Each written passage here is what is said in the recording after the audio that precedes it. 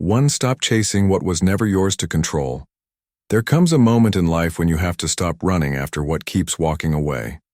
You may have felt it before, the quiet ache when someone starts to pull back. You notice their messages become shorter, their tone colder, their presence fading, and you begin to chase. You try harder. You explain more.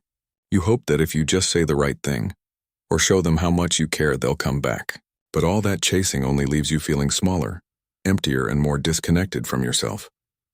The truth is, not everything or everyone that enters your life is meant to stay. Some people are lessons, not destinations. The Stoics understood this deeply. Marcus Aurelius reminded himself, "You have power over your mind, not outside events." When someone walks away, that is an outside event.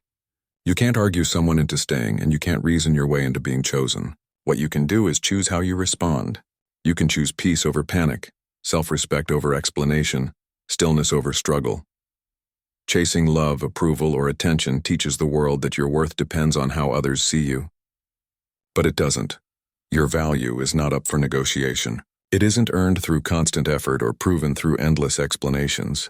It simply exists, quietly, steadily, and independently of who stays or who leaves.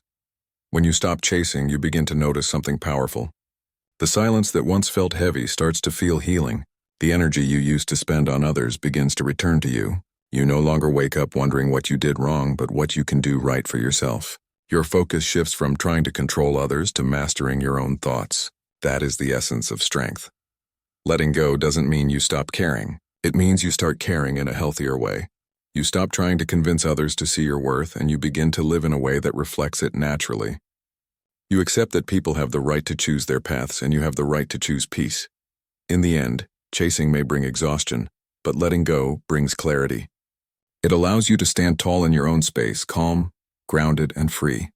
Because the moment you stop chasing what was never yours to control, you finally come home to yourself. Stillness is strength, not weakness in a world that constantly tells us to react, to respond, to prove. Stillness can feel uncomfortable. When someone walks away, when words go unanswered, or when silence replaces connection, our mind wants to fill the space. We want to reach out, explain, clarify, and fix. But sometimes the most powerful action is no action at all.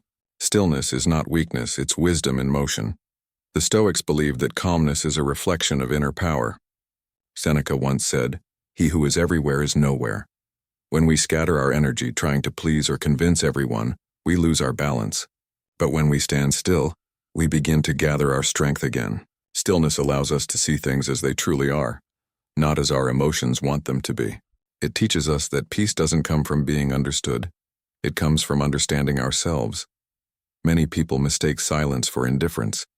But true silence born from self-respect is a sign of maturity. It doesn't mean you don't care. It means you care enough to protect your peace. When you remain calm instead of reacting, you shift the focus from their actions to your response. You stop allowing others to control your emotions, and you start becoming the author of your own energy. Stillness also creates space. When you stop chasing or explaining, that space allows truth to reveal itself. Sometimes people notice your absence and reflect on what they lost. But even if they don't, you begin to notice what you were losing by constantly trying to be heard. You start to feel lighter, more centered, and more in control of your inner world. This is not about silence filled with pride or distance. It's silence filled with clarity.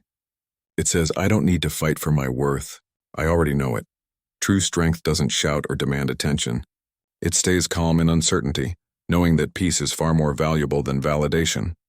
In time, you begin to see that reacting quickly often creates more confusion, while responding slowly or not at all brings understanding. Stillness allows emotions to settle, and from that quietness, wisdom emerges. The Stoic way reminds us that strength is not always loud.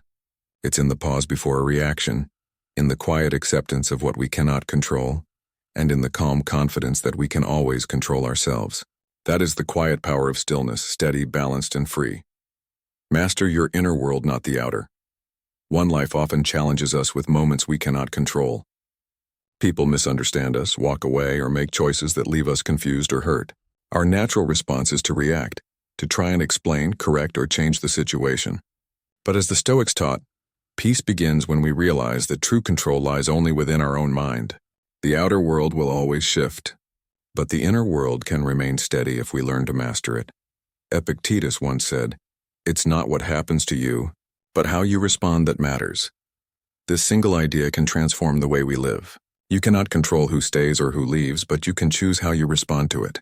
You can choose not to let another person's decision define your worth. You can choose to protect your peace instead of defending your pride. When you learn to manage your inner reactions, the outside world loses its power over you. Detachment is not about becoming distant or uncaring. It means caring deeply but without losing yourself in the process. It's about recognizing that peace cannot exist when your emotions are tied to things beyond your control. The Stoic mind understands that calmness is not a lack of feeling. It's the result of understanding. When you understand that every person acts from their own perspective and values, you stop taking things personally. There's great strength in quiet acceptance. It's not surrender. It's clarity. It's realizing that your energy is better spent on growth than on resistance. You begin to see that holding on to situations or people who don't align with your peace only creates more struggle.